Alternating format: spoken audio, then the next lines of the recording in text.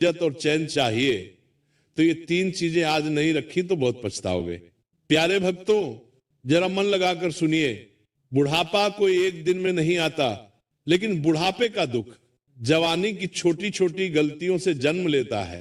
शास्त्र कहते हैं जिसने समय रहते ये तीन चीजें अपने पास नहीं रखी, उसके जीवन में न सम्मान टिकता है, न सुख और न ही अपनों का सहारा।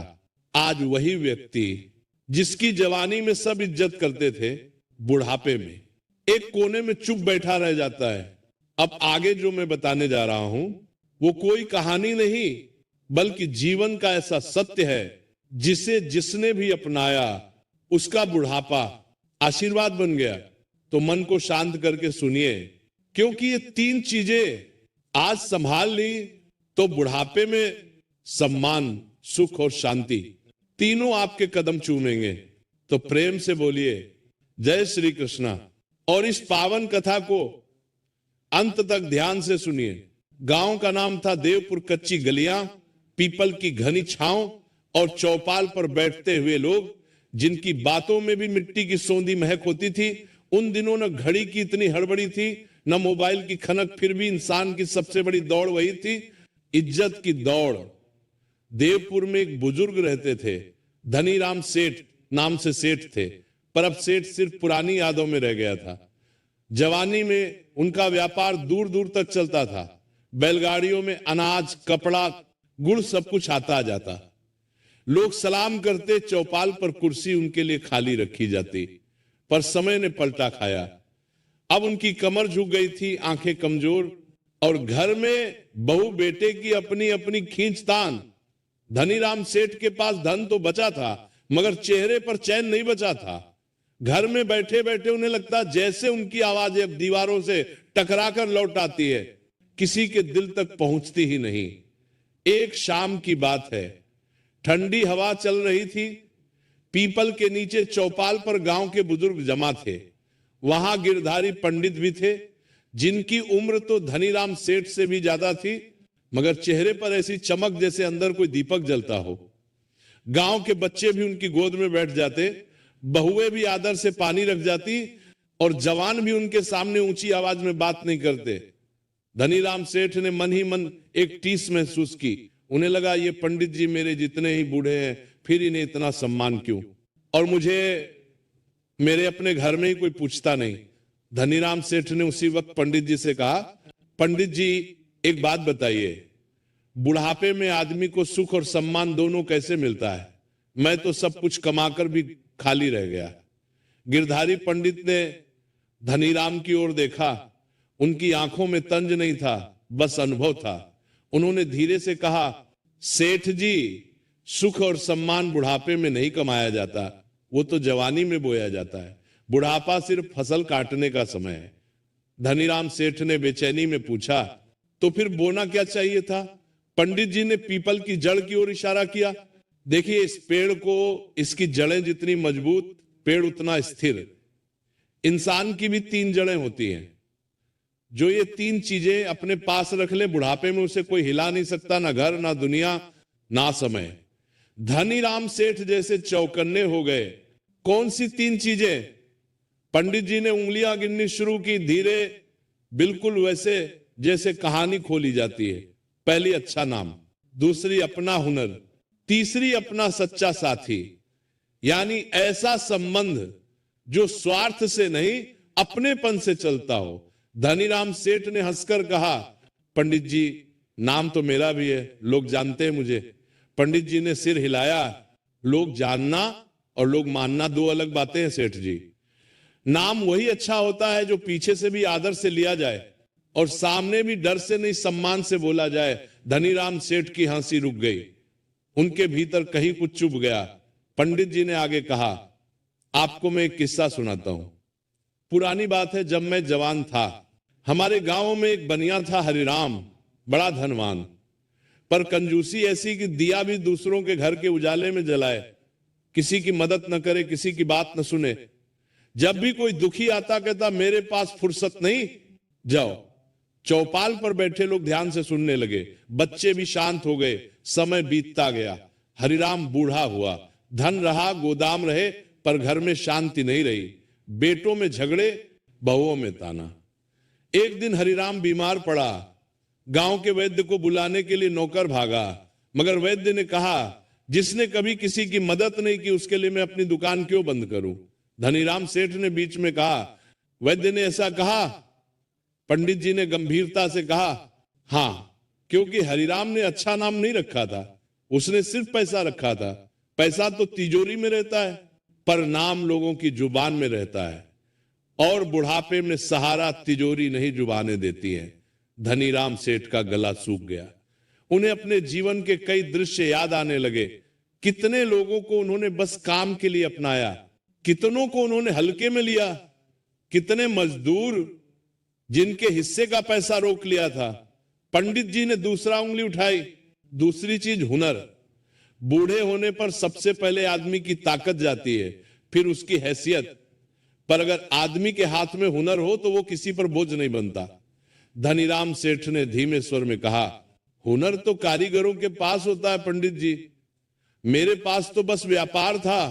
पंडित जी मुस्कुराए, व्यापार भी हुनर है। सेठ जी, अगर आपने दूसरों को भी सिखाया हो, आपने अपने बेटों को सिखाया या बस डराया? आपने अपने नौकरों को आगे बढ़ाया या उन्हें दबाया? जो आदमी अपना हुनर बांटता नहीं, उसका हुनर उसके साथ ही बूढ़ा हो जाता है। अब चौपाल पर सन्नाटा था। धनीराम सेठ की आंखें नीचे झुक गईं। उन्हें याद आया, उनका बड़ा बेटा कहता था, बाबूजी मुझे हिसाब किताब सिखा दीजिए, और वे टाल देते थे, अभी बच्चे हो, बाद में कभी आया ही नहीं। पंडित जी ने तीसरी उंगली उठाई। तीसरी चीज सच्चा साथी। ये जरूरी नहीं कि वो पत्नी ही हो, भाई हो, बेटा ही हो। सच्चा साथी वह है जो आपके बुढ़ापे में आपकी बात सुने, आपके डर को समझे और आपको अकेला न महसूस होने दे। धनीराम सेठ ने एक लंबी सांस ली। मेरे घर में तो लोग हैं, फिर भी मैं अकेला हूं। पंडित जी बोले, क्योंकि घर में लोग होना और दिल में जगह होना दो अलग बातें हैं। आपने जिंदगी भर रिश्तों को आदेश से चलाया, अपनापन से नहीं। अब बुढ़ापे में आदेश नहीं चलता। सेठ जी सिर्फ अपनापन चलता है। धनीराम सेठ के होंठ काम गए। शायद पहली बार उन्हें अपने भीतर की सच्चाई का स्वाद कड़वा लगा। उसी वक्त चौपाल के कोने से एक आवाज आई। ये गांव का पोस्टमैन मंगतराम था, जो हांफता हुआ आया और बोला, सेठ जी, आपके शहर वाले बेटे का खत आया। धनीराम सेठ ने कांपते हाथों से खत लिया। ऊपर लिखा था, जरूरी बात। धनीराम सेठ ने कांपते हाथों से खत लिया। उनकी धड़कन तेज हो गई। उन्होंने खत खोला और पढ़ते पढ़ते उनका चेहरा पीला पड़ गया। गिरधारी पंडित ने पूछा, क्या लिखा है? धनीराम सेठ ने भारी आवाज में कहा, लिखा है, वो शहर में कर्ज में डूब गया है और वो चाहता है कि मैं खेत बेच दूं जल्दी, नहीं तो वो वापस गांव नहीं आ पाएगा। चौपाल पर जैसे हवा भी रुक गई। धनीराम सेठ का हाथ कांप रहा था और उसी पल उन्हें पंडित जी की तीन बातें, अच्छा नाम, हुनर, सच्चा साथी, तीनों एक साथ याद आ गई। धनीराम सेठ ने धीरे से कहा, पंडित जी, अब बताइए, इतने साल बाद मैं ये तीन चीजें कैसे रखूं, कैसे बचाऊं, कैसे बनाऊं? गिरधारी पंडित ने धनीराम सेठ की आंखों में देखा और बोले, सेठ जी, शुरुआत आज से होगी, लेकिन आज जो फैसला आप लेंगे वही तय करेगा कि आपका बुढ़ापा सम्मान पाएगा या अपमान। धनीराम सेठ ने खत को फिर देखा। खेत बेच दें या बेटे को मना कर दें, या कोई तीसरा रास्ता जो उनके टूटे रिश्तों को भी जोड़ दे और उनके नाम को भी बचा ले। पीपल के पत्ते सरसराए जैसे समय खुद कह रहा हो, अब बोलो सेठ, क्या करोगे? धनीराम सेठ देर तक खत को देखते रहे। फिर उन्होंने उसे मोड़कर अपनी धोती के पल्लू में रखा और बिना किसी को जवाब दिए घर की ओर चल दिए। रास्ते भर उनके कानों में गिरधारी पंडित के शब्द गूंजते रहे, बुढ़ापा सम्मान से कटेगा या अपमान से, ये आज के फैसले से तय होगा। घर पहुंचे तो आंगन में बहू चूल्हे पर रोटी सेंक रही थी। धनीराम ने पानी मांगा। बहू ने बिना देखे लोटा बढ़ा दिया, जैसे कोई औपचारिकता निभा रही हो। धनीराम ने पानी पिया और पहली बार नरमी से कहा, बहू थक जाती होगी, आज मैं खुद कुएं से पानी भर लाऊंगा।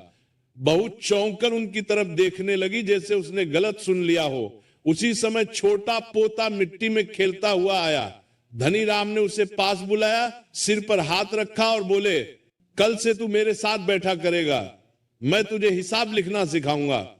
बहू की आंखों में थोड़ा सा भाव बदल गया। घर का माहौल जैसे पहली बार कुछ हल्का हुआ। धनीराम फिर अंदर गए। उन्होंने संदूक खोला, पुराने कागज, बही खाते और एक थैली में कुछ सिक्के। उन्होंने कागजों को देखकर मन ही मन फैसला कर लिया, खेत एकदम नहीं बिकेंगे। अगर बेटे को बचाना है तो ऐसा रास्ता चाहिए जिसमें नाम भी बचे और घर भी न टूटे। वे सीधे चौपाल गए। गिरधारी पंडित वहीं बैठे थे। धनीराम ने उनके चरण छुए और बोले, पंडित जी, मैंने सोचा है मैं खेत बेचकर बेटे को पैसा भेज दूं तो लोग कहेंगे सेठ डर गया, और मैं न भेजूं तो मेरा बेटा टूट जाएगा। बताइए बीच का रास्ता क्या है? पंडित जी ने शांत स्वर में कहा, बीच का रास्ता वही है जो आपकी 3 जड़ों को मजबूत करे। अपने नाम के लिए सच बोलिए, अपने हुनर के लिए जिम्मेदारी लीजिए और अपने संबंध के लिए अहंकार छोड़िए। धनीराम ने गांव के पंचों को बुलाया। सब इकट्ठा हुए तो धनीराम ने साफ कहा, मेरा बेटा कर्ज में फंस गया है। मैं खेत नहीं बेच रहा, पर अपनी दुकान का पुराना बकाया जो लोगों का मेरे ऊपर निकलता है पहले वो चुकाऊंगा। फिर गांव के 2 ईमानदार लोगों के साथ शहर जाकर बेटे का हिसाब देखूंगा।